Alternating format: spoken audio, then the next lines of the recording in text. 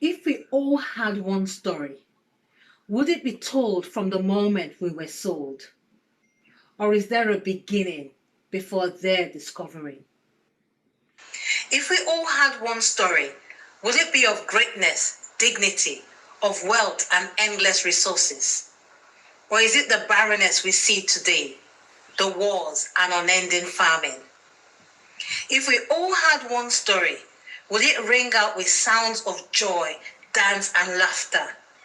Or would we struggle to breathe with the knee of injustice pressing on our neck? If we all had one story, would our protests be heard? Or would we run to dodge the bullets from governments without a care? If we all had one story, would it be woven with threads of inequality, injustice, and suffering? If we all had one story, would it lead us through a shared trauma into a single voice of Black Lives Matter, ringing from Africa to the UK, from Brazil to the Caribbean, from the USA to Europe? If we all had one story. If.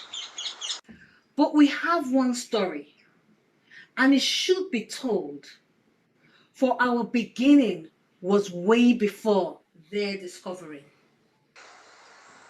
Our beginning was way before slavery, before we were colonized, before segregation, before apartheid. The very birth of mankind started within our story: education, civilization, growth, and prosperity. We have one story, and it is of greatness, of dignity, of wealth, and endless resources.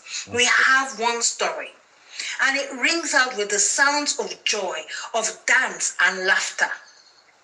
We have one story, and from a moment it became a movement, ringing out in a single voice of Black Lives Matter. From Africa to the UK, from Brazil to the Caribbean, from the USA to Europe, we are one. Black people everywhere from a single story, sharing a global history to be embraced and celebrated and endorsed and accepted. One story. If we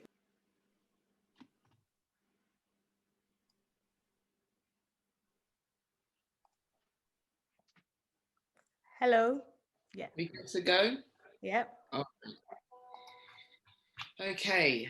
Hi, everyone, and welcome to Black Unity, the Road to Our Success, an exciting media panel debate on our global shared history and the way forward for cultural awareness and economic strength. My name is Natasha, and I co-host the Hustle Israel podcast. Just first, some quick housekeeping. We're going to aim to wrap things up at 8 o'clock. With the main plan of what we've got on today. But we're also going to leave 30 minutes after that for any Q&A from you as our audience. So if you do have any questions, please use the Q&A function on your screen rather than the chat function. So thank you for that. We've got a packed agenda, but before we get started, I want to very briefly introduce you to our guest panelists. We are just check, sorry, just checking on mute. We are thrilled to have Charmaine Simpson, who is CEO of the Black History Studies. We've got Dele Ogun, father of the Fatherland Group, Lavinia Stennett, CEO of the Black Curriculum, Robin Walker, the Black History Man, and Epeke Omolu, founder of the African History Project.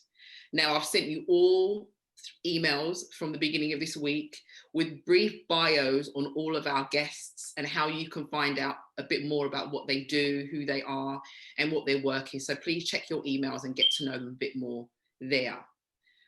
Okay, so let's kick things off with a question for my co-host, Elo. Elo, can you give us some background as to how the idea of the webinar and topic came about? Yeah, thank you, Tash. So as we're all aware, when George Floyd was murdered, there were protests around the world. And most people understood that George Floyd's murder was a metaphor for Black people everywhere. But you can imagine I was pretty surprised and shocked and horrified when I found out that some Black people were not getting it at all.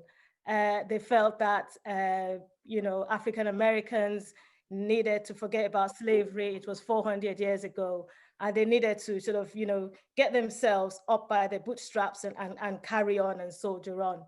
And therefore, I was so upset that I did a video, and my video had two messages. And the first message was clearly trying to sort of explain that there's a disconnect. There's a lack of understanding. We need to go back and understand the fact that we're all George Floyd, whether you're in Africa or you're the Caribbean or you're in Brazil or the USA or the UK, we are all George Floyd. And we're all George Floyd because we have systems and institutions on our neck in the same way that George Floyd had that knee on his neck. And the second message that I was trying to portray in the video was that we need to come behind this understanding, and we need to shape a vision for ourselves. So it's coming together as a collective in order to get that knee off our necks. So that's where this all started from. It was a message, and this is, I guess, a webinar for all Black people, for all of us to come behind a shared understanding of our history in order to move forward. Wow, thanks, Elo. So this theme around connecting the dots and we are one was a very strong emphasis as the months went by from June. We have a podcast, and Elo and myself began to invite guests from our African American community, our African UK community, to share their views on what Black unity means. We wanted to expand on that today and share some more experiences with you from the diaspora around the world. So what we've done is we've captured the voice of 5 brothers and sisters from South Africa, the Caribbean, North America, and the UK in a short video. So we wanted to make this event about Black people everywhere across the world, not just the UK. So let's hear from them now.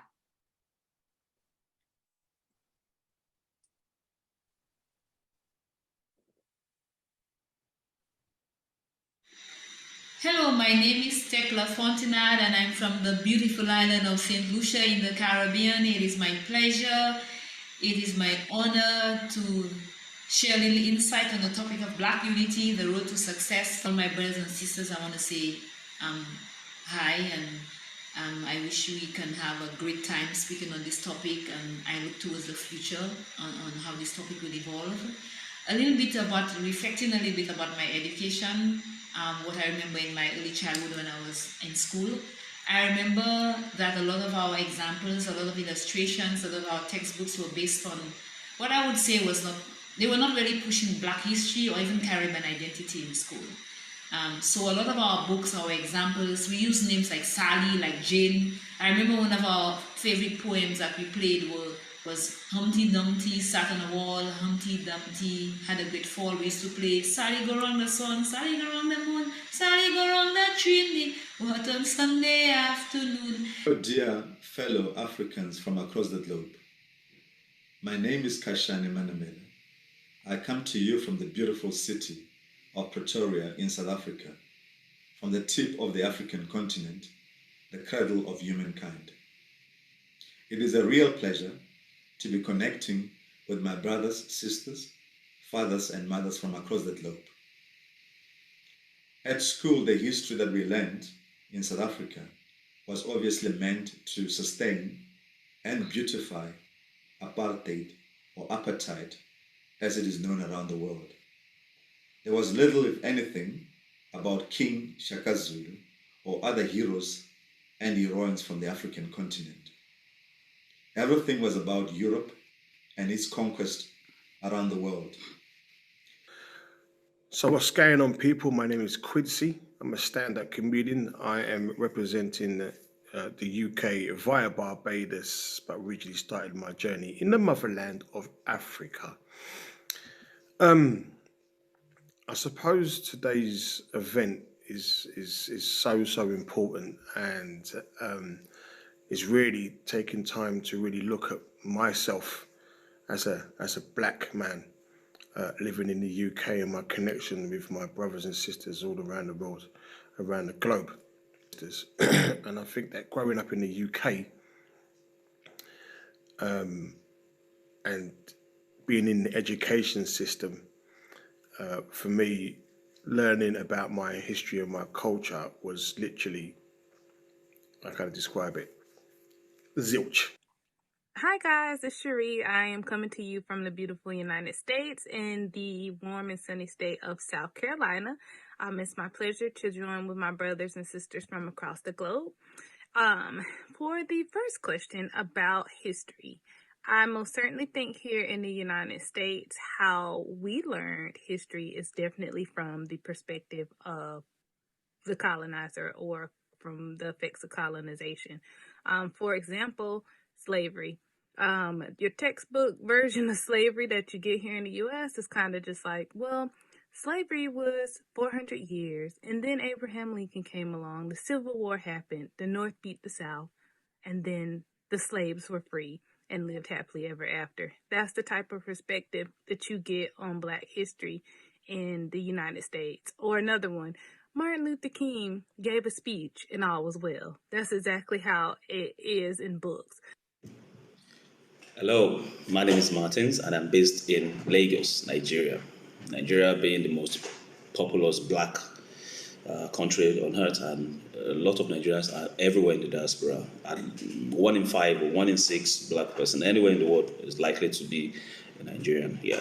Talking about our beautiful history, the history that we learned or were taught growing up in schools, that's just the history of European activities in Africa. So an average African, an average Nigerian knows about the story of Lord Lugard, Mary Slessor, and what have you, but the truths behind the Benin massacre of 1897, how the whole of Africa is suffering from Berlin Congress of 1884, how imaginary lines were just drawn by a few white blocks in Berlin and, cut us into pieces without considering our tongues. And we don't, on the average, know the true stories of people like W.E.B. Du Bois, Booker T. Washington, the African, scholars.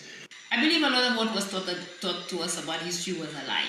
And I don't think it was what I learned at the time in school about my history was not really grounded in Caribbean-ness or in Caribbean culture or in true Caribbean history. One of the most poignant things they taught in Caribbean history, and I still remember it now, is St. Lucian history. They said St. Lucia was discovered by a Spaniard, a European sailor called Christopher Columbus, who was traveling from India going back to England, and he discovered the Caribbean islands. That what was said, Christopher Columbus discovered us. I think that really was a lie, because Christopher Columbus met the inhabitants. He met the Kalinagos, he met the Arawak Indians, he met Caribbeans, he met the original people. So he didn't discover us, it's all a lie. I learned about the Tudors, I learned about Henry VIII, and then you find out that Henry VIII fought all his wives, and if he didn't get his way, he used to chop off their heads, right? And basically, that's a pimp in my eyes.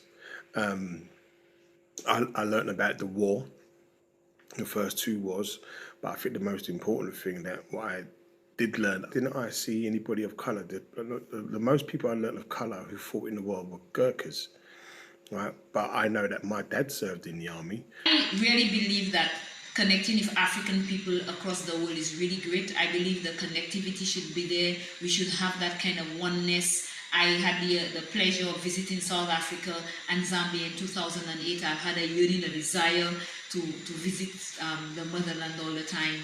And then, of course, everywhere I travel, African people would come and ask me, but which country are you from? Which country in Africa? Well, I would say, were it not for African Atlantic slavery, I would have been African, but I'm actually from the Caribbean. Growing up, we were never really connected with our fellow brothers and sisters from the African continent or the diaspora. There were travel restrictions, and interconnection or connection with our fellow African brothers and sisters was really limited or even non-existent. It is therefore not surprising to hear today a Black South African saying, I'm going to Africa, meaning traveling to other parts of the African continent, as if South Africa is disconnected to the rest of the continent. I am an avid traveler, so I think I connect with other Black people well because I'm open-minded and I know to be respectful when I go into other countries because they may not be exactly like mine, but I tend to look at other Black people like, hey, they're Black, I'm Black. Let's connect. We need to start, working together. Black unity is needed. We don't need to start, competing. We should collaborate. We should be organized, and we should really, we have the intellect, we have the numbers, we have what we need to be where we should be, and we have this vision that we need to share together. We need to come together and share this vision globally, from the Caribbean, wherever you find yourself. Black is unity, Black is power. Mama Africa is calling. Black unity is not only important, but is warranted. It is long overdue. We require unity of the mind, unity of the soul, and unity of the way we live our lives.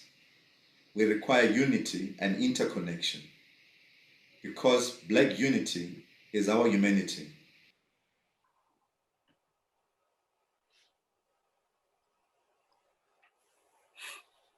Wow. So thank you to Kashani, Martins, Tekla, Cherie, and Quincy.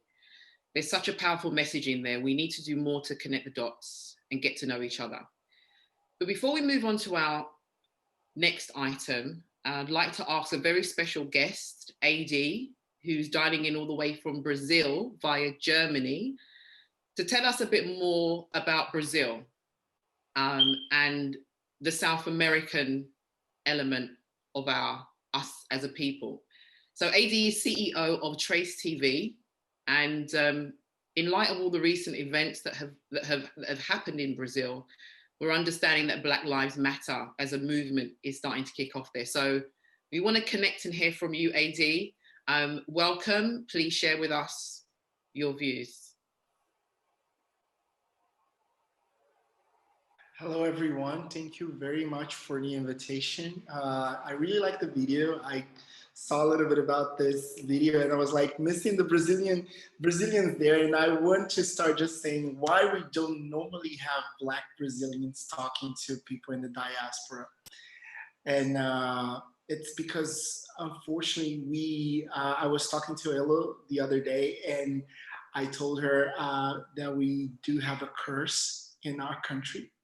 And the curse that we have, that we used to say, is the Portuguese language, because nobody understands us. Nobody, it's a country that we were locked after the slavery in a way that nobody could understand what was happening in our country. We have the biggest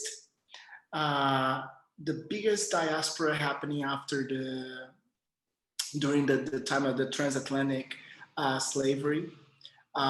5 million Black people were transported to Brazil, 10 times more than United States. And in that country, we lived the horrors of the longest period of slavery in the world, in the recent story of slavery in the world. So it was the last country to abolish slavery. So after that, the abolition of slavery, we had a republic that actually was implemented in that country in order to hold Black people behind. And most people don't understand that part of history. When the eugenics movement, I don't know if everybody is familiar with this name, the eugenics movement, it was a movement that was called a pseudoscience. It's a pseudoscience that was created in order to say that Black people, they were less civilized and therefore they shouldn't get education. So Black people were not allowed to get into schools. We were not allowed to have land. We were not allowed to, this was until 1940s or so that people were not allowed. So when you see a favela, when people are talking about the favelas, this was exactly what the Brazilian government said in 1911, that Black people would disappear once they were married with white people in order to disappear with the curse of being Black. Because the evangelical church and the Catholic church, both of them, they played a big role on saying that Black people were not able to understand education, such and such, totally different different than what happened in other countries. What I'm saying is not something from my mind. I'm telling you guys that that's the reason why we in Brazil, we have a big curse, because we speak Portuguese and nobody understands what we're saying. Brazilian Portuguese is even more different. Somebody just wrote here, the whitening principle in Brazil. That's called the whitening principle. We had this idea, it was implemented by the white people, and they did this for a long period of time, into which to have any kind of possibilities to get good jobs and a better life style, you would probably have to mix yourself with a white person. Otherwise, you would be totally ousted from the society. So Brazil was the country that never actually recognized Black people as having good jobs and giving us the opportunities. We never created a Black middle class. It was always about what the whites actually were talking to the whole world. Is they said it's a racial democracy. They said it's a racial democracy. It's a racial. It was never. And in the last couple of years, the last 20 years, Brazil started affirmative actions to bring people to universities for the first time. We have more Black people coming to universities, so Black people started to come. And then the white Brazilians, and I would tell you guys, beware the white Brazilians, okay? Beware them, because when they tell you something about Brazil, they are not being honest about anything. They know exactly, is the country where most of cleaning ladies are Black people receiving less than $200 a month in 2020. That's exactly how Brazil is today. We have one Black kid being killed in Brazil every 23 minutes. And we have more than 87% of the people that are killed with gunshots in Brazil are Black. So in the last 10 years, we killed 500,000 Black kids between 15 and 29 years old. So please, this is not the carnival country. There's nothing fun about this country. You should come and see with your own eyes what's going on in this country. So in the last 20 years, we started to go to universities because they said affirmative action was okay. The white Brazilians, they didn't like it at all. They started to stop funding universities in order not to give Black people opportunities to get to college. And what happened is that now, after George Floyd, white people are trying to say, yeah, let's do this and that. And on the 20th of November is the day of the Black consciousness in Brazil. And the day before, a man was killed with a camera, somebody recorded, was killed inside the supermarket Carrefour.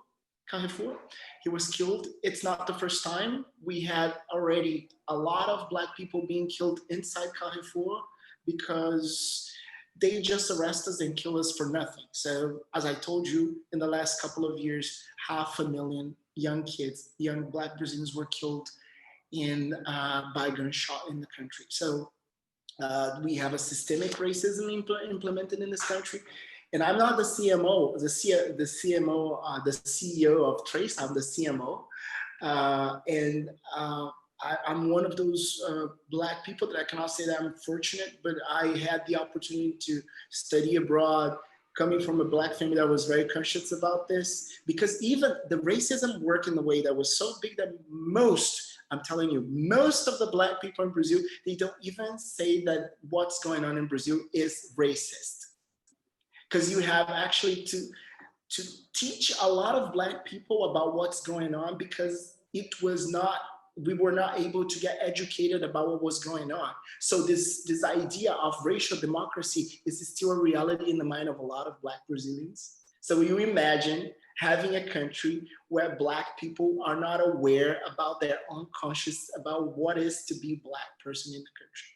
So one of the things that I would like to talk to you guys about is, when you don't see Black Brazilians in discussions and panels, remember what's going on in our country, because we live the horrors of what was left over after slavery, and nobody wanted to discuss with us because nobody understands our language. Nobody understands what we're saying. We are 56% of the population. We are 120 million people. There is no country, none of your countries, after Nigeria is the biggest Black country in the world. But we need you guys to understand what's going on in Brazil. It's not a fun country. Beware the white Brazilians and be very cautious with them, with everything they say, because nothing they say, they're being truthful to what they say. Brazil is the country where the most enslaved, killed, and shot people today. It was 4 days ago that a Black guy was killed. We even have a Black kid, 5 years old. The mom was working as a cleaning lady for a woman, and she shoved the kid into the elevator, and the kid died because the kid jumped from the 13th floor. It was a couple of months ago in the beginning of the pandemic. Or Black kids being killed just because they're carrying like umbrellas that look like guns and the police just shot them. Please, it's not a carnival country. It's not funny, and we need to talk more about Brazil. But I'm very glad that I'm being able to talk. Thank you, Elo. Thank you, all you guys, to listen a little bit about the Brazilian history. I could actually do another conversation with you guys. I've been talking to several people in the country. I'm one of the only Black people that go on TV to talk about systemic racism. So you guys can believe that I received death threats, that I received everything because of the governor of this person that is there now. And the last point that I want to put, you see how evil some white people in Brazil are. This new president, we have a foundation like NAACP, this organization. We had an organization from the government to talk about Black people. But you guys, you see how evil some of these white people from the right they are in Brazil, that they put a Black man that is against the Black movement in this position, and he is piercing apart, turning apart this foundation and putting a lot of people that don't like the Black movement in this place. He even said that in Brazil, there is no racism, and everything that we're saying is me, and victimism.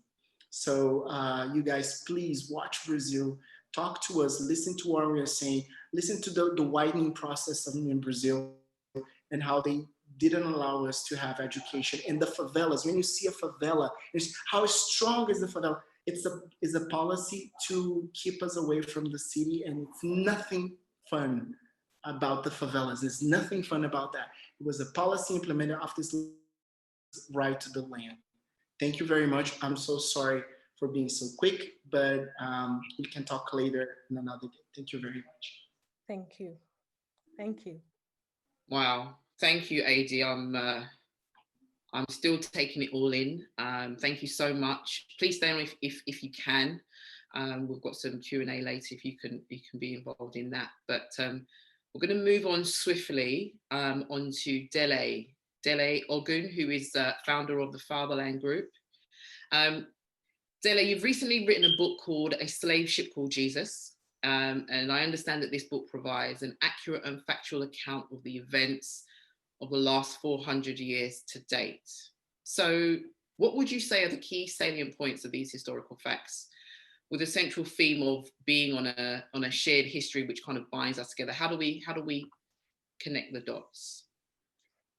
Well, thank you. I could have listened to AD all day long regarding Brazil. What a fantastic exposition. I've prepared a paper which is titled The African Reconnection, and it is based on the contents of the book, A Slave Ship Called Jesus. I'm going to open with a prediction. This year, 2020, is going to prove a defining year for we Africans, by which I mean the Africans of the Caribbean, the Africans of the Americas, and now we hear of Brazil, and the Africans of the homeland. When coronavirus hits, the fear for our homeland was for an apocalypse on account of the poor state of the healthcare and the population densities in the cities and the townships. In the middle of that lockdown is when George Floyd was heinously murdered in public view. That recalled to consciousness the darkest days of the experience of the Africans in America. That incident sparked the emergence of the Black Lives Matters movement and the mass demonstrations, which forced high-level discussions in all the places where we are now found about race relations and the teaching of African history. The high point of those demonstrations was the event in Bristol, the toppling of the statue of the slave trader, Edward Colston. That was a powerfully symbolic moment. And then came the SARS movement. For the benefit of our brother in Brazil, that's the special anti-robbery squad, a unit of the Nigerian police that was brutalizing our own people. The demonstrations to end SARS spilled over into the diaspora when we said Black lives must matter in the homeland as well as abroad. Only for the government of President Buhari to deploy African soldiers to callously murder African youth who are demonstrating peacefully in our homeland against police brutality. This killing of Africans by African leaders in our homeland with foreign-made guns and bullets takes us all the way back to the beginning of our troubles and our dispersal 600 years ago. The purpose of this discussion this evening is for us to join the dots between the past and the present, and between our diaspora and our homeland. We do this at a time when the political legacy of that interaction between Europe and Africa, which began around 1420, is seeing waves of young Africans looking for ways to leave the homeland for the lands which our forebears were taking to forcefully, whether through so-called visa lottery schemes, or more poignantly, by all manner of sea-going vessels across the Mediterranean Sea at the cost of tragic loss of life and human rights abuses along the way. It was in the beginning of the lockdown in March that I started writing this new book on the African slave trade and its abolition. I have to say that but for this lockdown, this book was at best 5 years away. You see, the books which I had read about the slave trade raised several questions which I set myself the task of answering. These were the questions. What was the role of the church in the slave trade? What is the real story behind the narrative of Africans selling their own people? What was the real reason for abolition? Why did colonization follow immediately on the back of abolition?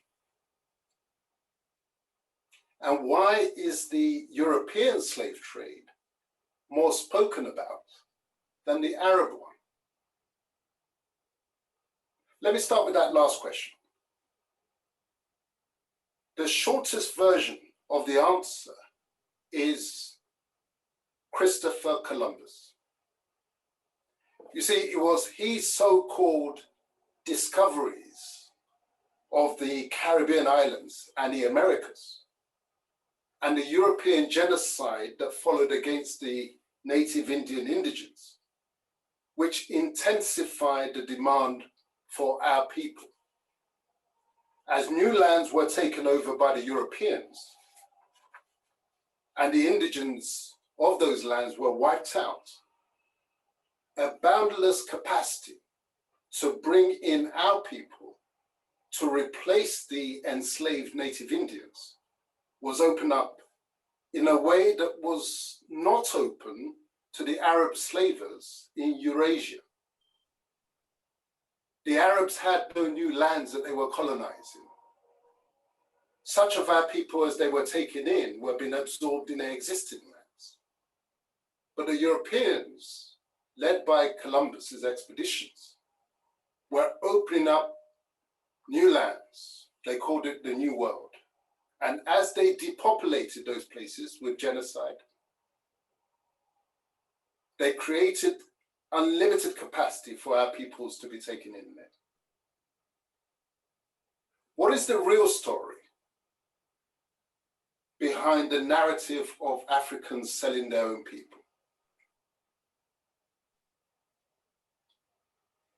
It was the explosion in European need for enslaved labor, which I've just explained, which drove the supply of our people for enslavement in those lands. Let me quote the words of Prime Minister William Pitt the Younger in the course of the abolition debates in Parliament. This is what he said: "Alas, we made human beings the subject of commerce, that the supply must accommodate itself to the consumption. It was not from wars then that the slaves were chiefly procured. They were obtained in proportion as they were wanted. If a demand for slaves arose, a supply was forced in one way or the other." The principal means for procuring the supply of our people for this purpose was through the instigation of proxy wars by the supply of weaponry to local leaders. We saw the modern parallel in the Lekki massacre, with our soldiers using weapons and bullets made abroad to kill our own people at Lekki on 20th of October 2020. This is what fed the narrative that Africans were always killing themselves.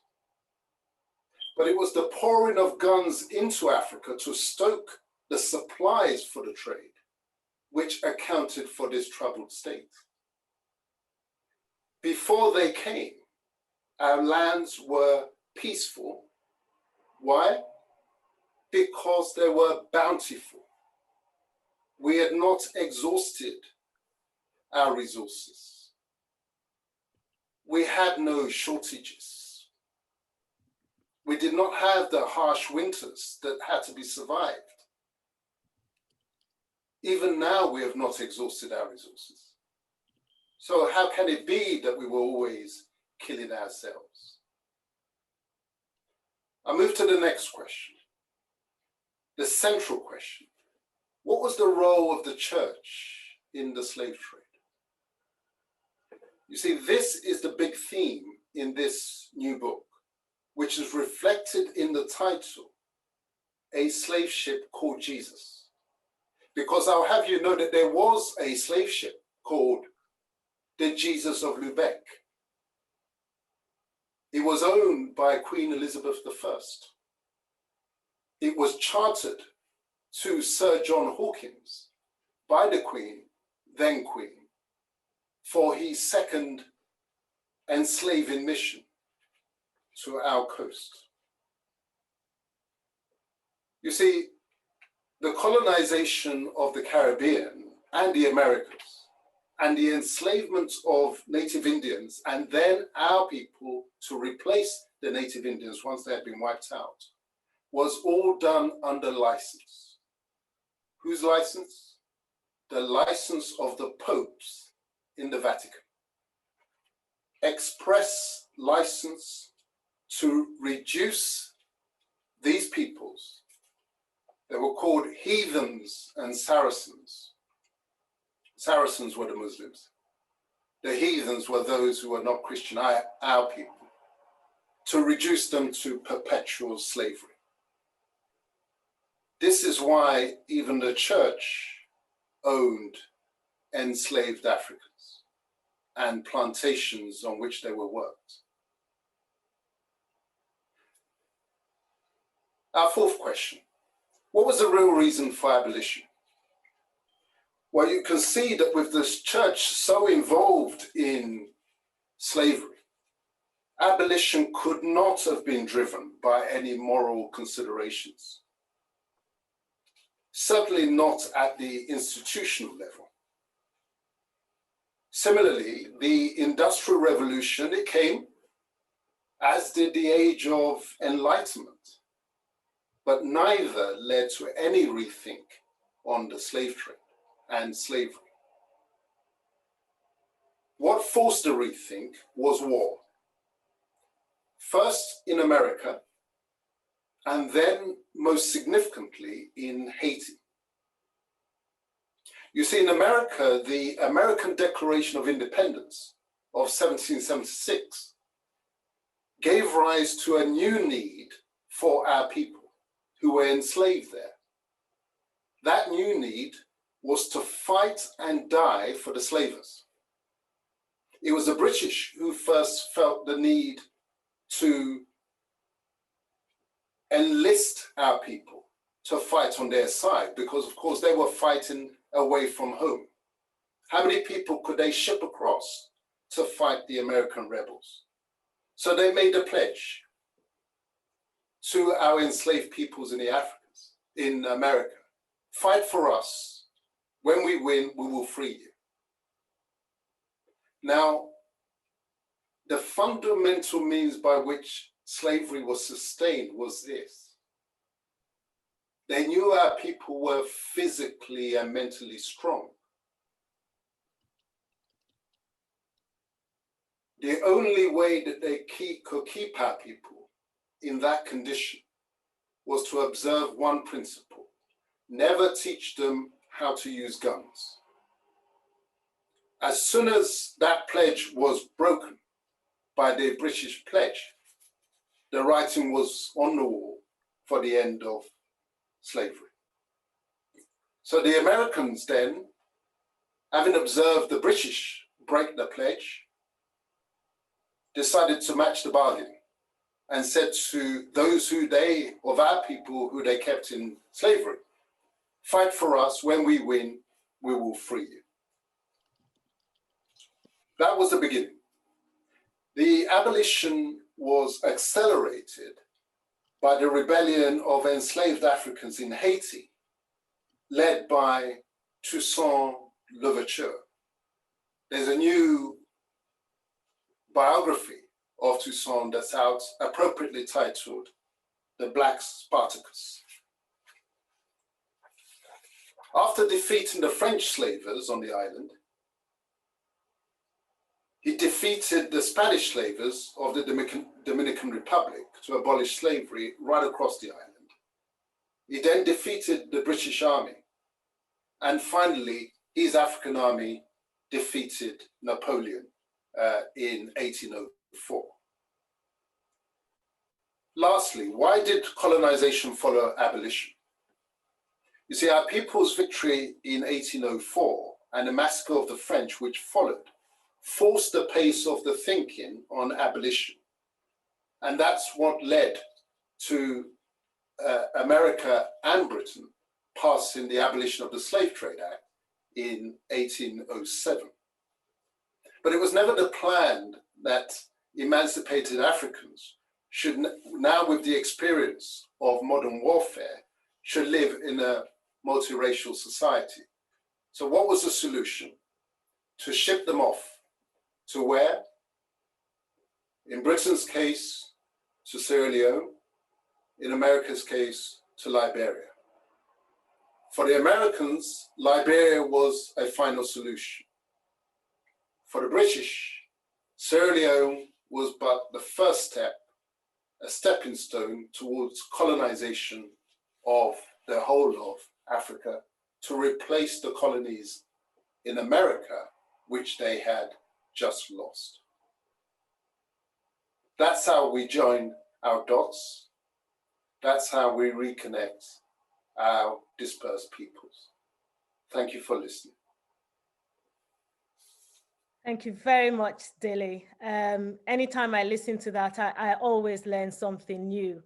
And we heard from the video before the fact that, we were taught about, the Tudors and Humpty Dumpty and all these things that we were taught about. So my first question to our panelists, and thank you very much for your patience. I'm going to start with Robin. Robin, if you don't mind. So why was this history? Why has this been hidden? Why are we just hearing about this now? Is it deliberate? Has it been deliberately hidden from us? Is there a plan to keep this away for any reason? So question to Robin. You don't know what you don't know, unfortunately. So if I was to ask the question to the people listening, is it African culture to make glass? Is it African culture to have glass windows? Is it African culture to drink tea, to drink coffee, to collect and read manuscripts, to get inoculated, i.e. vaccinated, to use antibiotics? Is it African culture to have indoor baths and toilets? Is it African culture to sail the high seas? Is it African culture to take synthetic medicine? Now, depending on how much Black history you know, if you know the history, you will know the answer to all of those questions is yes. But if you didn't know, you don't know.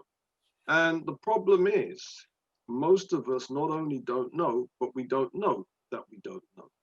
Just to give you an example, dealing with manuscripts, it has recently been discovered that in the Malian city of Timbuktu, 700,000 manuscripts dating back to medieval times have been preserved by African families, and there are 60 families with book collections. And when you add up the number of books they have, it's 700,000.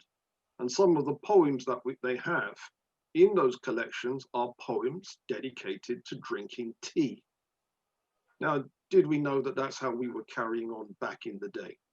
And as I said, that's an example of if you don't know, you don't know.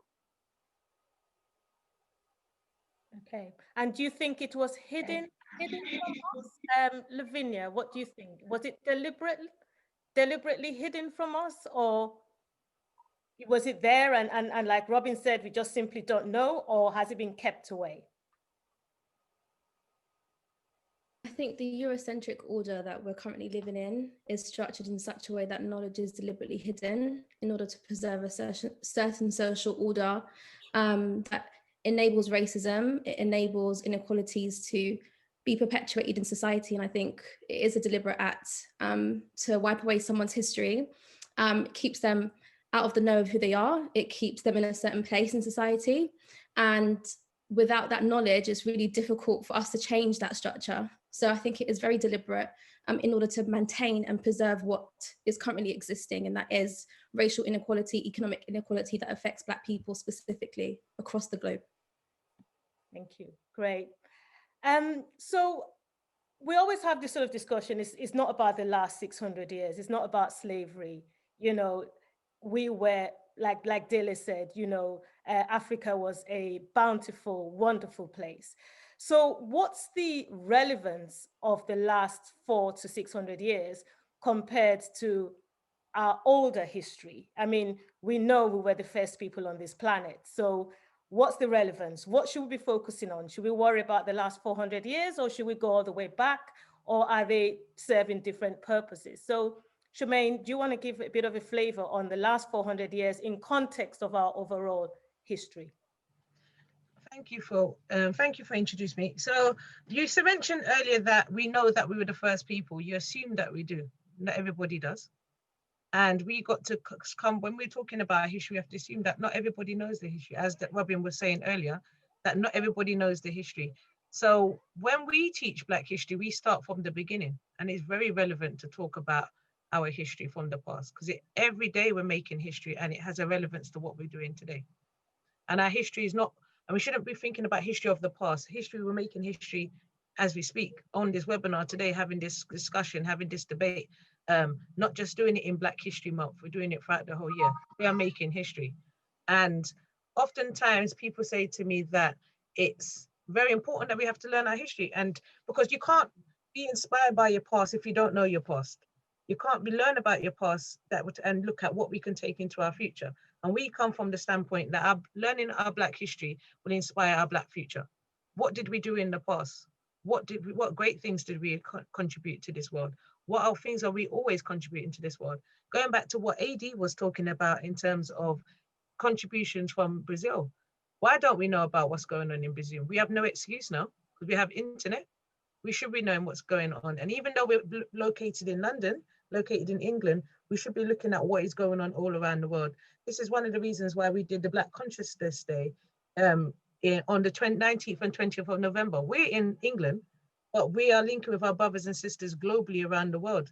Marcus Garvey couldn't do that back in the day because he didn't have internet. So we have no excuse not to be making connections with people all over the world. And this is one of the benefits of COVID, and one of the benefits of moving online, because we're making links with people all over the world. Unfortunately, it had to result in the death of George Floyd for Black people to recognize that we need to learn history. Not just Black people, but people all around the world. But we've had our own issues over here, and that should have been a spark to learn our history. And we shouldn't have to wait until somebody dies before we take action and start taking control of learning our history. And that's one of the things that we must do. And don't wait for other people to tell us we should embrace and love our history, because we have a great history to share. And I want to, I'm echoing a little bit, excuse me. So Apeke, just a question for you, if that's all right. The title of our webinar is Black Unity and the Road to Success. So could you just bring in a little bit of your views as link unity with history? So what does this history do to unite us? In what way is it a uniting force, our history? Thank you very much. First, I just want to say thank you to everyone who's spoken so far. I've learned a huge amount. I think that the first thing is to understand, I'm probably a little bit different actually from everybody else. I don't necessarily view the last 400 years as being a completely negative part of history. I think that we've had the establishment of nations in Africa. I'm very proud national of a country, but these are countries that didn't largely exist before. And of course, the resistance movements are things to be proud of. So there are a lot of things in the last 400 years that have been very empowering. And I think one of the great things that we were given, I think rather serendipitously, I said that right, is Blackness, because Blackness is of course the creation of this entire process. Before this process, there wasn't a need for a concept of Blackness. And I think that when we talk about unity, it's about trying to give definition to global Blackness and to understand the ways in which we are all having a shared experience. And that is from two perspectives. The first angle of that shared experience is our shared origin stories in Africa. So we all have very similar cultural and religious basis, which means we experience the world in very similar ways because we have the same reference points, we have the same ontological and epistemological foundations about how knowledge is acquired and how we interact as people. So that means that there should be a connection between us because our lived experiences are from the same reference points. But I think as well, we also experience the world very similarly because of racism and because of anti-Blackness. And in order to create economies of scale in terms of resistance, we have to understand each other and our connections. And that's where history comes in, that if we understand that global Blackness is a tool through which we can begin to break down some of these oppressions, then we are going to be extremely powerful, because there is no other group of people that has this, actually. If you look at European communities, there is, of course, this concept of Western identity, but a lot of us on this call will also fit into Western identity, maybe begrudgingly, but you know, I grew up in the UK, so I am Western. But there's something about Blackness that is exclusively ours, and no other community has that. Europeanness, you know, a lot of people who are studying, you know, the history of Canada, how far back will they go? Will they go all the way back to England? I'm not sure. White Americans, when they study the history of America, would they feel the need to go back to understand German and Dutch communities and how those people lived before they emigrated to the United States? I don't know, but there is this enduring need by Black people to find a common root, which is in Africa, and that's very unique. Global Blackness is very unique. So I think that we, you know, if we can understand how we are connected, and that is of course based in the past, then we can understand how we can go forward and meet the challenges that we unfortunately face because of racism. You know, I've picked up a word there that I am going to use over and over again, and that is global Blackness being a tool. So a tool is something that we're going to use to do something with, which I absolutely love. So that's equipping ourselves. So just bringing in Robin, what do you think we can do with this tool? I guess, you know, what's your view in terms of what Apeka said, and what do you think we should be doing with this tool in terms of our global Blackness going forward?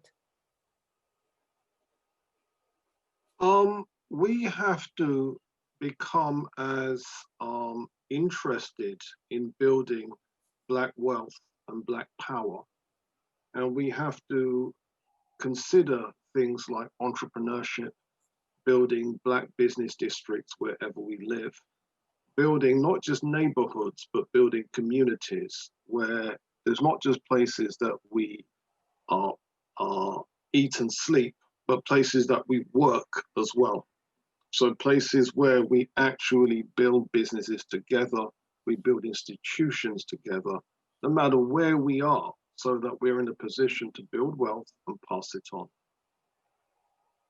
Excellent. It's like you read my mind. So, you know, and this is the reason why, this is what we're trying to sort of pull together. So, you know, Apeka, you said it quite nicely, you know, it's a tool, and we're using Blackness, global Blackness is a tool which is based on our shared history. So we're using this shared history to create this tool in order to create wealth. And it's ultimately is all about, when we talk about the road to success, is ultimately about empowering ourselves and economic success. So I just want to bring in Dele and just get your view in terms of this road to success. You know, just give your views about and bring in the fact that we need to sort of be this collective and just have this shared knowledge of our history, empowering us. The biggest lesson that came through from my research, and which comes through in the book, was the events in Haiti, which can be summed up as follows. The freedom that you win for yourself is so very different from the freedom that is granted to you. The Africans in Haiti were powerful because they freed themselves. They fought, they paid the price. And when you read the story of Haiti and the revolution, and you see how a people in bondage with no weapons, no foreign army to help them, they fought with everything they had, man, woman, and child, against professional armies, simply driven by the desire for that freedom. That was the most powerful lesson that came through. They will be ashamed of the state of the countries of Africa at the moment, where with the advantage of, as has been mentioned, modern technology, communications networks, we're not able to organize ourselves effectively. So at the core of it is organization. They were able to do what they did because their leaders organized them and instilled belief in them, in their innate power. This is the challenge to our generation, to organize ourselves. And discussions like this are a key part of that self-organization with a view to self-empowerment. I picked up a comment that one of the guests was sending through, one Koleo Dutola, who was saying, how can we control our narrative? Well, just as our people in Haiti did, they took it into their own hands. We write our own histories if they won't publish ours. We publish our own books if they won't publish ours. We control the narrative for ourselves first. And once we block out their narrative, knowing that what's inputs drive outputs, you must control the narrative that's going into your people's minds. We're left open at the moment. So this is a critical first step towards that reconnection, that restoration of belief and confidence, that imitation of the example set by our brothers and sisters in Haiti. That is our challenge, that is our responsibility. Thank you. If I think about what happened in Haiti afterwards, so they liberated, like you said, and they got together. But, you know, I'm going to ask Lavinia this question, right? So we have to be very careful because we know what happened to Haiti afterwards. Haiti was bound up in debt, which it paid to France, or is still paying to France, and therefore was never able to become the prosperous, successful nation that it should have been, despite the will of the people. So, Lavinia, what should we be watching out for to make sure that as we move forward in this season and take our own destiny or our own future in our hands and unite behind a sort of collective vision, what should we be watching out for? It's a good question, and I think reflection is as important as action. So whilst we're doing a lot of the work, we should also stop, pause, and really reflect on like the things that we're doing. And I think currently what we're seeing is that there's a lot of very fast movements when it comes to just raising awareness around like injustices, racism, especially over social media. And a lot of these calls are not coming from the usual folks. So we've seen like organizations and I guess top industries kind of speak about the need to diversify and the need to actually have like Black people in higher places. And I think what that actually comes from is a place of irrationality and actually thinking through what the actual structures. And I think sometimes we can get very caught up within those processes of, I guess, supporting tokenism and supporting things that don't actually have any tangible impacts. And I think one of the key things is really understanding what it is that we want as a community. So checking in, speaking, exactly what we're doing here to really think about what's important to go forward and not just getting caught up in the lens of capitalism, because it's nonstop. And I think that illusion really drives us in a different direction towards true liberation for everybody. So I think it really is key to just take a step back, analyze, is if me supporting this thing is not connected to liberating Black working class people, people who are over in the Caribbean, for example. I'm just drawing examples from different places, but I'm just trying to say that the heart of our motives, if it's not thinking about the liberation of all Black people, and that's all Black people, then let's just stop, because it's not going to further advance. It's only advancing an illusion, and that illusion is just served to kind of maintain the order that we have. So yeah, I think it's just important to reflect and stop. Thank you. I'm just conscious of the time. I think we can probably carry on for another hour. So I've got a question for each of our panelists, if that's all right. So we've got quite a few people listening. I'm going to go from Apeke sort of with my screen and go backwards, if that's all right. What would you say to our listeners as a takeaway from this conversation that we've had? If there's anything that you think any of our listeners should sort of walk away from this session today as a takeaway? I think the first thing is that to not be despondent and to not feel too sad. There is a wealth of African history sources that date back to communities such as the Sierra Leoneans and the Liberians that came, because they also came with the ability to begin documenting. So we have wonderful histories that were written by them and by the communities that they started.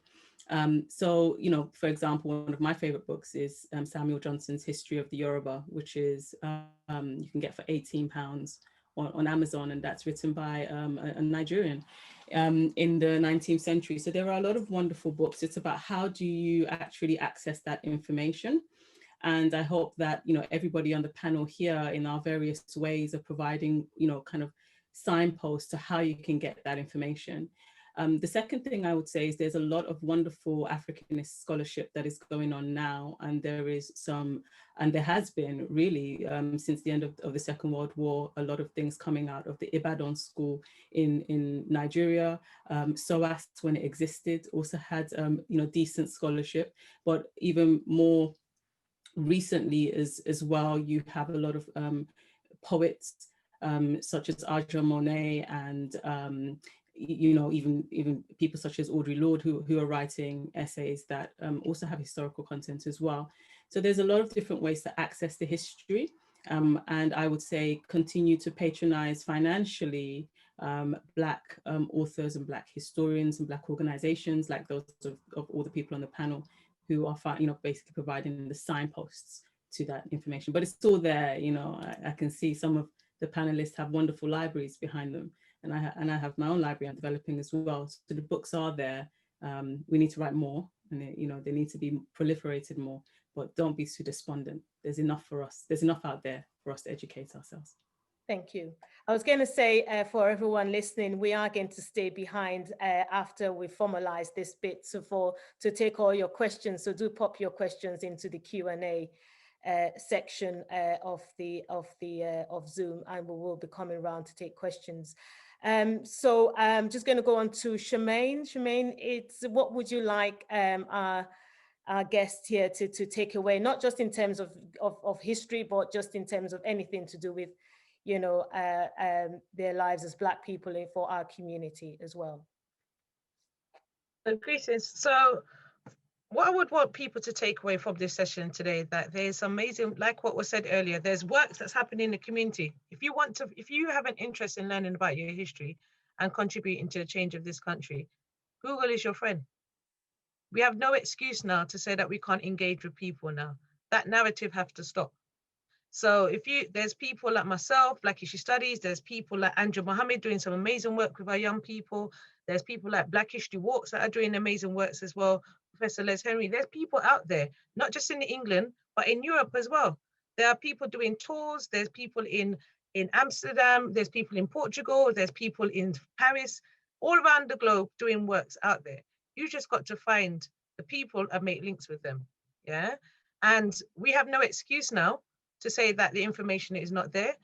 We have YouTube. We didn't have that back in the day. We didn't have internet. We didn't have Zoom and Microsoft Teams. So there's no reason why we're not educating people and sharing this information. So, and then somebody was talking about powerless. No, powerlessness is a mindset. We are powerful people. We have always been powerful people. During enslavement, we were powerful as well. It's all about the mindset. It's looking at changing the narrative and doing what we want to do. And it's very important that we must stop repeating these things about we're powerless and we can't do anything, because we are doing it and it's being done. It may not be being highlighted in the mainstream, but a lot of this work is happening out there. It's just like what Sister said, go and find these people, follow them and support the work that they're doing. And then once you're supporting the people that are doing the works, then change can happen. Yeah, we need that muscle behind you, with people behind us to encourage us to do the work and also to support the work that we do. And there are people sharing the history in various different ways, whether it's presentations, whether it's arts, drama, puppetry. The information is going out there. It's just for you to make those links with those people and keep the information alive as well. And not just in Black History Month, because our history is too vast to be held in 30 days, 31 days. We have to be using this whole year, this whole season to highlight our history as well. So I'll say to people is that make links, get contact details, and actually if there's something that's not being done out there in the community, you do it. Start waiting for other people to do it. You do it yourself and take responsibility for the learning of the people around you and also yourself and your family. Okay, so that's one of the main things I want to share and want people to take away from this. And also thank you to... Okay, I think we've lost Charmaine there for a second. To put these things together. So, this as well. Dele, what would you say to our guests? What would you provide as your takeaway? You're on mute.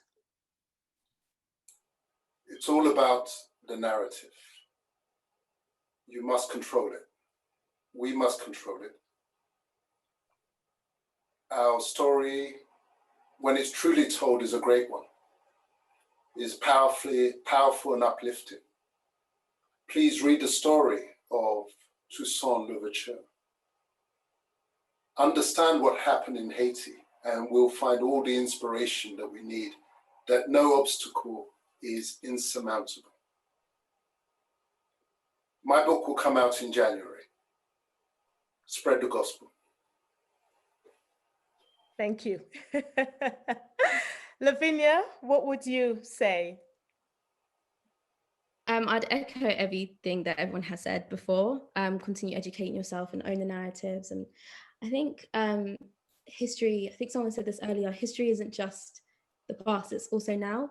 And I was very inspired by the talk that AD gave earlier, and it just, I guess, reinforced the importance of actually connecting to the diaspora. This work that we're doing in this island of Britain is redundant if we're not really thinking about the links outside and the experiences, because it's almost the antithesis of what we're trying to kind of work against, the erasure of narratives. And like, there are so much other problems that are connected to Black people globally that we should be remembering and continuing to support and connect to and understand. So I think, yeah, for me, it's like reinforcing the importance of connecting across and not just inside. So yeah, we're doing it right, but let's just keep going, that's all.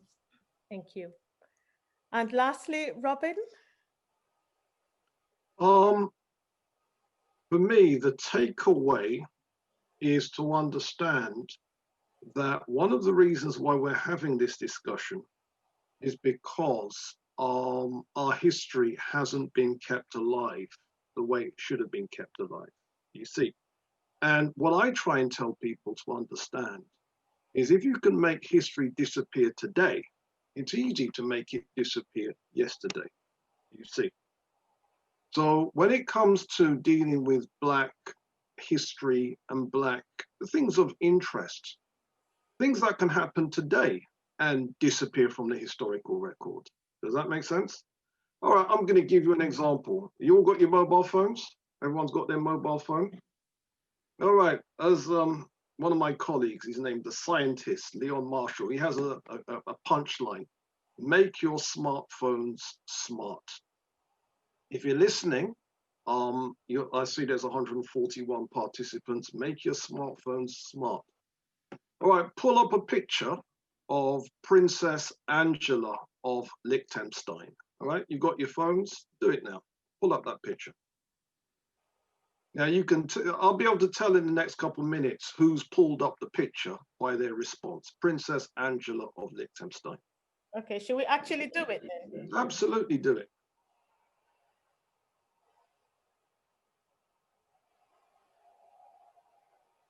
Princess who, sorry? Princess Angela of Liechtenstein. Yes.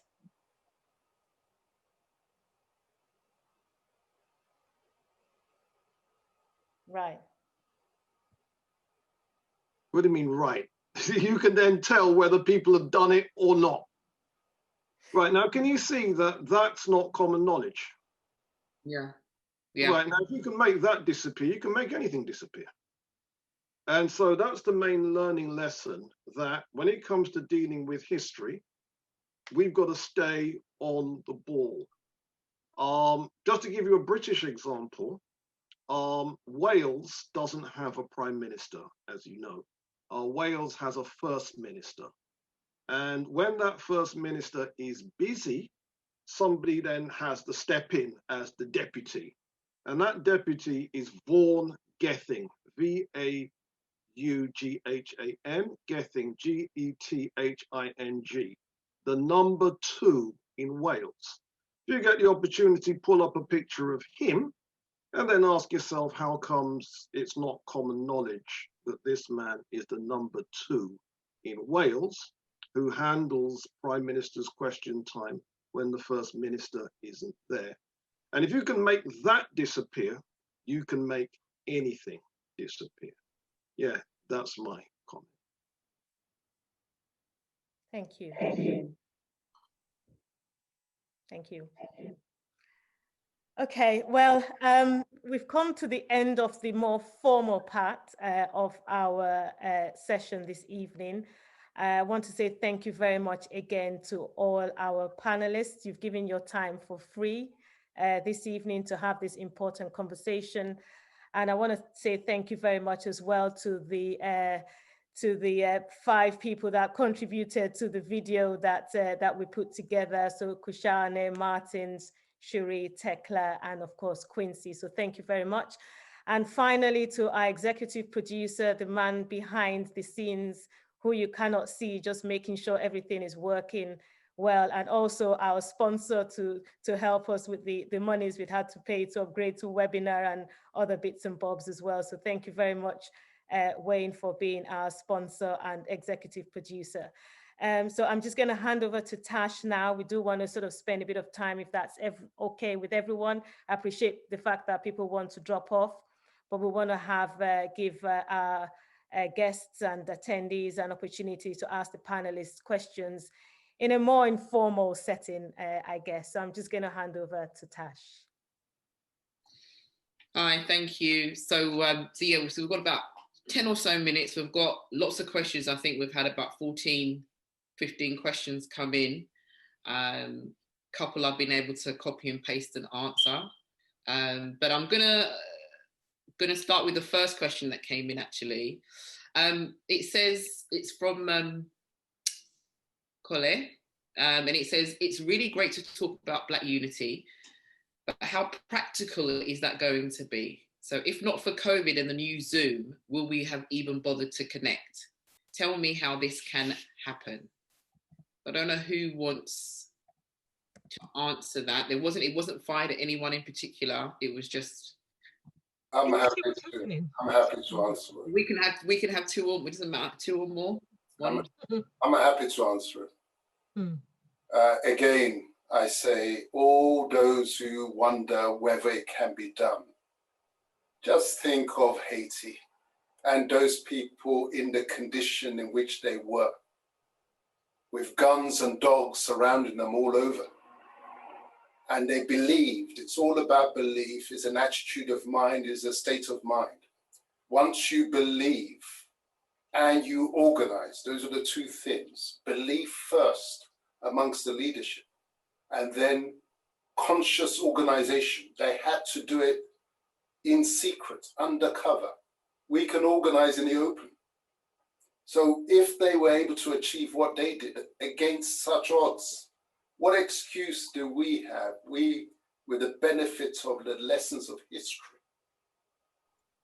precedents, tools and instruments available to us? What excuse can we possibly have to say that we cannot organize ourselves to make the difference? It's about joining the dots. That's what this program has been all about. Joining the dots, joining the past to our present, joining our dispersed peoples with each other, as you see on the screen. It's as simple as that. Believe first, organize. Thank you. Charmaine, please. The question about unity. So I can only speak for myself. So unity is around me because I'm actually out there with people, engaging with people on the ground, and was doing that for the past 13 years. And COVID has only made me just go online. Even now we're not face to face with people, we're still, our people that were supporting us all those years are still here, and we're still supporting them. So you only see unity if you're not involved in those circles. And then you have to ask yourself, why aren't you unifying with people that are around you? And what I always say is that you're only going to see the change if you contribute to that change. It's nothing's going to happen until you contribute as well. So, for example, when we had to stop a lot of our events because we did events in the community and or not just in UK, in Europe, and also abroad as well, we just went online, and our numbers increased because we was able to reach a different demographic of people from all around the world. When we do our webinars, we have people regularly coming in from Italy, Bermuda, Russia, all different places around the world. We have our Introduction to Black Studies course starting in January. We have people from all over the world, Bermuda, Italy, Ireland. So if you want to see unity, you have to do the work. It's not going to happen by just sitting in your house complaining about lack of unity. You have to do the work. And sometimes it takes sacrifice. You sacrificing your time, sacrificing your time with your family, sacrificing your resources, reaching with people. For example, you got sponsorship to do this webinar today. You have to get it done. And you can only work with the resources that you have. Yeah, and you just have to start. We started off with limited resources and it's grown over the years. You have to start where you're at, and then you grow. And that's what we have to do. We have to just start somewhere. If we don't start, nothing's going to change. And our children are waiting for that change to start. Yeah, so that's why we had a lot of people thinking that I've got this attitude. We just got to just do it. The time is now. We just got to do it. The long talking and we can't do it and we can't come together. No, we have no comments about the powerlessness. It's a mindset. If you believe that you're powerless and can't do anything, that's what stops you from doing it. But if you would know that and be inspired by your history, inspired by the great leaders that came before us to do things, that will force you to take action. And it's not just from Haiti. We can look at what we were doing in England. Yeah, look at the movements that we did in England, because we all came together. So you got the mangrove. What's happening in the mangrove? How we came together, how different communities came together over in England to get change. And that work is still continuing to this day. Doesn't mean that because it happened in the past, it's not happening. There's lots of great works happening at this moment in time. We just got to make links and find those people, whether it's bring in a WhatsApp group, whether it's a Facebook group on this webinar. We just got to make links with people and get the work done. It has to be done now, because our children are dying. Just like in Brazil, people are dying on a record scale, and over here. So, and are negatively affected by the fact that we are not coming together, because the whole point of today was talking about Black unity. You can't unify if you're not coming together, but that has to come from you, coming together with people. It has to be done. I just wanted to say, Tash, before we get on to the next question, I want to thank Keno for her spoken word as well at the beginning, which we had to cut short. So thank you, Keno, for your spoken word as well. I always forget my sister. So she worked very hard to put that together. Sorry, over to you, Tash. Thank you. So the next question is an interesting Thank question. You, Shemaine, for that, by the way. Yeah, no problem. So the next question is an interesting one from Dr. Joe. How reasonable is it to keep asking, why have they hidden these things from us, as though it is white people's responsibility to educate us?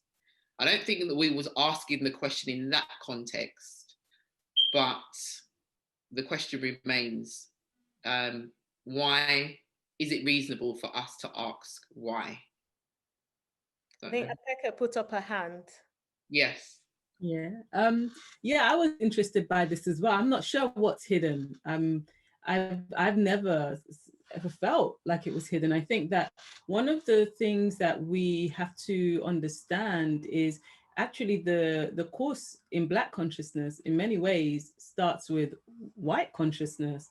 We need to understand what white consciousness is and what it sought to do. And it was a conquering concept. Western systems of control, like capitalism or Christianity, were all systems of control, and it annihilated everything, absolutely. But We sought to annihilate everything, absolutely. But first we must understand, I think, what conquest is and what white civilizations were trying to do when they came into Africa. And then from there, we can begin to understand how we can actually reconnect and reverse some of the things that were done. And one of the things that needs to really be understood, if you really want to take it, seriously, is you need to actually study the history of history. Because what we do today and we call history is a 19th century creation. It was in the 19th century that you have scholars in Europe come up and begin to write these definitive histories that seek to say, this is it, this is history, and that's modernist history. And one of the reasons why it was so damaging for Black consciousness is because a very key part of that 19th century European history practice was the idea of progress and the idea of technological advancement. That technological advancement meant progress and progress meant humanity. So that means that they could legitimately leave Africa and Africans out of their conception of humanity because we were not progressing. So it means that by the time we enter the 20th century, what we call history, all these books that we now think of as history, just didn't actually mention Black people. It wasn't that they sought to go and find the history and then burn it. No, it's just that when history as we know it was being written, Black people were just not included. So we that seek to consume history through books and through these definitive books are actually have quite a colonized psychology, because it is a colonized psychology that tells you that you need to look in books and things like that to receive your history, because that's a 19th century creation. The main way that African societies used to preserve their history was through the lyric. So through origin stories that were told. And if you grow up, for a lot of people, not in maybe cosmopolitan Africa, but in rural Africa, they still have that. It's those people who move to the cities and are disconnected from village life that maybe lose that. But if you go to a lot of, the majority of African localities, they still have those connections, those traditions, the masquerades. I'm from Nigeria, and both of my parents are from different parts of Nigeria, and both of them still have traditional masquerades, still have traditional courts. Of course, those courts and the powers of those courts were largely diminished, particularly because 90,000 of the objects are in European museums. We're not going to talk about that today, but they're still there. They're absolutely still there. So I was quite interested in that idea of the history having been hidden. No, it's just our conception of history is a colonized conception of history that actually was the result of a 19th century historical academic practice that just left out African history. But a lot of that was rectified. I would again direct you to the Ibadan series, history series of the 1950s to 70s, and to the wonderful histories that were written out of the first history department in Nigeria. Obviously, I'm Nigerian, so I'm going to, tout Nigerian history. There's a fantastic work. A lot of them are out of print, and that's a big problem, and I don't doubt that. But whose fault is that? We have to look at ourselves. Why are we not trying to republish these things? But they are available in the British Library. You can absolutely go and get them, and any university that has a decent history library or social science library, humanities library will also have these books. So no, I don't agree that there was any kind of necessarily hiding, just maybe just not including. And it was devastating, but it's there if you want to go and find it. Absolutely. Can I just qualify that a little? I substantively agree with what Akpeke has said, but I just need to qualify that a little in the context of geopolitics. It is a reality that history is hidden. That's how the power game is played. Even as now they are classified documents dealing with events that happened, that are hidden away, marked in secret files in Kew Gardens that you can't get access to. It is a reality. But I do agree with her that there are histories that are not hidden. And our failing, and I'm not beating up our people on this, sometimes it's It's a process. Our failing is that we've taken this long to start writing our own stories, largely because very often we were faced with so many challenges of just survival and existence. It's only now that some of us have the luxury of time and space and perhaps a little money to take time out of the struggle for chasing the dollars and the pounds, to devote time, because it does require devotion of time. It requires a sacrifice from the rat race to make that space, to do the research, and then put it together for our people. So it's a mix. You can't blame them for hiding it. It's part of the power game. When they write their versions of the history, people write it from a subjective perspective. Those questions that I dealt with in my paper would not have necessarily occurred to the European author. Why are they interested in that? It is looking at these events from our perspective that we will start looking for that. And then the responsibility is on us to find the answers. And when we find the answers, to document it for posterity. So it's a mix of the two, I think. If I can just come back just quickly, I can just come back. Yeah, go on. I think the point I'm trying to make is that it depends what you consider to be history. If history for you is in the documentary and in the material, then yes, you know, anybody that decides to withhold from you something that records history in that kind of detached form is going to inhibit you in your search for history. But we know what happened.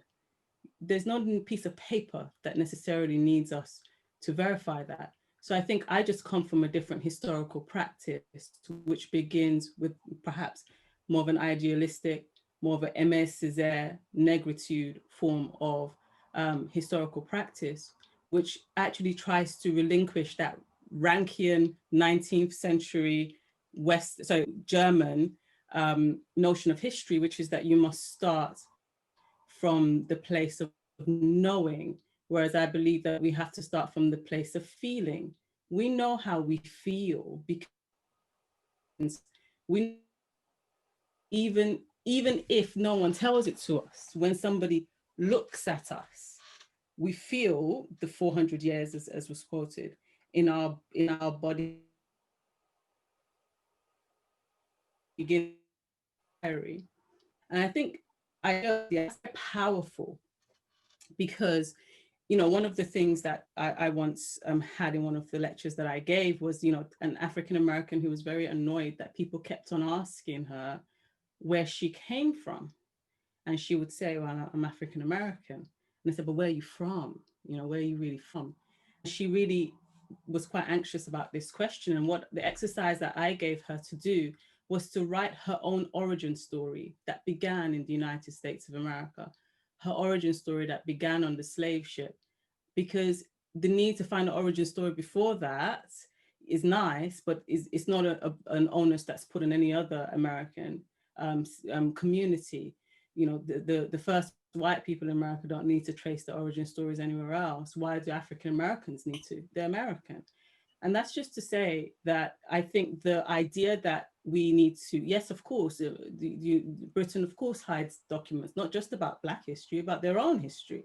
But if that is going to inhibit us, then that is coming from me from a Eurocentric point of view. And I come from an African point of view, which is that history begins with and without how we feel, how we experience the world. And from that, we make it material through the writing and through the conversation, the dialectic that we're having here. So I think it's just perhaps me and I think that is quite interesting here in the factual side and the feeling side. I think that's really, I find that very, very interesting, actually. I hadn't heard that before. I was just going to bring in Lavinia. I'm not sure. I think my Wi-Fi is all right. I'm thinking it's a Peku that's disappeared. So Lavinia, have you been wanting to say something for a while? It's been really interesting to listen. I don't think I have anything else to add because I think both Dele and Apieke raised really good points of views. The question was, how reasonable is it? I think it's quite reasonable given that we are living in a society where we actively contribute taxes and our labour to institutions that withhold our history. You look at the British Museum, they are funded publicly. We know what's inside of them. We know our history is misconstrued in certain ways. And I think it's reasonable that we ask and make the demands for our history to be taught more accurately. But I do believe that agency plays a huge role in this, and that we have to take up space and create our own histories, be historians, be researchers, and also bring people together in those spaces to do that. So I agree with both points that were raised. I was going to ask you, Lavinia, specifically about the work you're doing on the Black curriculum. Just tell us a little bit more about that specifically, because that's curriculum, isn't it? Based? Yeah. We're a social enterprise, and our whole aim is to empower all students with a sense of identity. So what that means is being able to not only empower teachers to support them with the tools to teach history properly, so kind of thinking about the way in which history is often taught, like history classes, music classes, it often starts from a place where the student is disconnected from that material. And so we give training to teachers to be able to actually engage with the material in ways that are empowering for students, giving students the idea, not only of their history, but also to take control of the classroom setting, because they are equally, as learners, as valid in that space as the teacher is. So we kind of support teachers to be able to teach it, but also getting them to really think about the power dynamics within the classroom and how students can actually engage with their own history and claim that. But then we also provide resources and material specifically on Black British history. And what does that mean? It's not just British history on the island, it's also thinking about the connections of Britain as a global nation historically. So we know that Black people have been here since Roman times, and there's been a lot of great work that we've been able to do. So it's really highlighting not only stories of success, but also the tribulations that we face, because young people will find their own ways to engage with Black history in different ways. I know for myself, learning African studies at SOAS, I had to learn a lot of, I guess, the ways of suppression that Europeans had used on Africans for me to feel very ignited and very angry about that, to want to learn more. And I think young people have to have that, I guess, different perspectives and nuances within what they're taught. So we aim to provide that through training teachers, but also providing resources to schools. And we also work with corporates as well to kind of give them that history as well. So that's. Thank you. Tash, do you have any more questions? Well, I mean, we're at, we've gone over time now, so I think there's loads of questions. So I think it's probably a good time to wrap up. Okay. All right. Okay. That's I don't want to overrun as well. So I'm going to say thank you very much, everyone. I'm sorry we couldn't get to all the questions, but hopefully we'll go away and think about, what next, what we do next. I think we're just relieved that we've got through this one without any major technical hitches. So I want to say thank you very much once again to everyone, the panelists, everyone who's contributed, and also as well to our attendees and participants. So everyone who's signed up and joined us this evening, thank you very much for your time. And I could see a question, can we do this again? I think we have to explore the questions and answers that we need to sort of provide, have another discussion on this theme as well, but we'll have a think about that. So yes, thank you very much, everyone, and good night. I feel as if I don't want it to end, but Tasha said it should end. All right. Thank you so much. Thank you very much.